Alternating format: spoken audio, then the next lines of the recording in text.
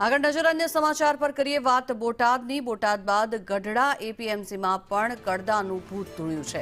ખેડૂત સાથે કપાસમાં કડદાનો વિડીયો પણ વાયરલ થયો છે, ત્યારે ખેડૂત અને વેપારી વચ્ચે રકઝકનો વિડીયો વાયરલ થયો છે। વિડીયો વાયરલ થયા બાદ એપીએમસી ચેરમેન દ્વારા દાવો કરવામાં આવ્યો। એપીએમસીમાં ક્યારે કડદો થતો નથી, ચેરમેન દ્વારા આ નિવેદન આપવામાં આવે છે, ત્યારે કોંગ્રેસ સત્તા માટે હવાતિયા મારે છે। ચેરમેને આ નિવેદન આપ્યું છે।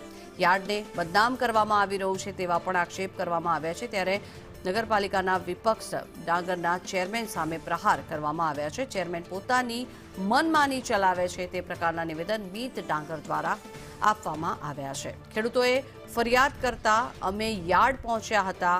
આ સમગ્ર મામલો સામે આવ્યો છે। ખેડૂત અને વેપારી વચ્ચે રકઝકનો આ વિડીયો વાયરલ થયો છે। બોલો દરબાર કડદો કર્યો તમારો કડદો કર્યો અહીંયા કેટલા 70 ભાવ હતો કેટલા 70 કયું યાર્ડ છે કયું યાર્ડ છે આગી લીધો ને પાછા તમે એમ કહો હરાજી નથી કરી હા 13 નીચેમાં માંગ્યો તો તમે કેમ પકડી ગયા ચાલો અહીંયા શું કીધું તમને શું કીધું તમને આ કયા માર્કેટિંગ યાર્ડમાં આવ્યા તમે શું કે છે આવડા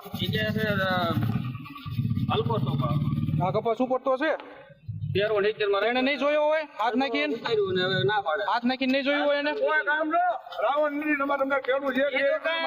બરાબર આનો શું ભાવ કરાવવાનો છે કોને લીધો કપા કોને લીધો હું લેવા પાછો ભરાયો તો તમારે નથી હાથ નાખી જોવો તો અરે ગમે ત્યાં હાથ નાખીને તો ભાવ હું લેવા કર્યો હરાજીમાં ભાવ થાય બધી કોઈ ખૂણે હાથ નાખીને તમારે ભાવ કરવાનો તમારે લેવું પડે। ત્યાં ખેડૂતે તમે વિડીયો પણ સોશિયલ મીડિયામાં વાયરલ થયો છે તો તમે જોઈ શકો છો। એમાં ખેડૂત પોતે એવું કહે છે કે મારે 1470 ભાવ આવ્યો હતો, એમાંથી 30 રૂપિયા કાપ્યા, એટલે એના માટે અમે વિડીયો ત્યાં જઈને અમે તપાસ કરી, તપાસ થતાં કડદો સામે આવ્યો છે, વિડીયોમાં પણ છે, જેથી કરીને અમે ત્યાં પહોંચતા ત્યાં પછી ખેડૂતને ધામધમકી આપીને ખેડૂત પાસે એવો પણ વિડીયો ઉતારવામાં આવ્યો છે કે અમને પોષણક્ષમ ભાવ મળી ગયો છે। ગઢડા માર્કેટિંગ યાર્ડના ચેરમેનને પોતાનો ધામધમકીથી આ માર્કેટિંગ યાર્ડનું સંચાલન કરી રહ્યા છે। પોતાના માનીતા તે કમિશન એજન્ટ તરીકે કામ કરી રહ્યા છે। ખેડૂતોને પૈસાનો પણ વિલંબ થાય છે। પહેલા તો આ વાત તદ્દન ખોટી અને વાહિયાત છે।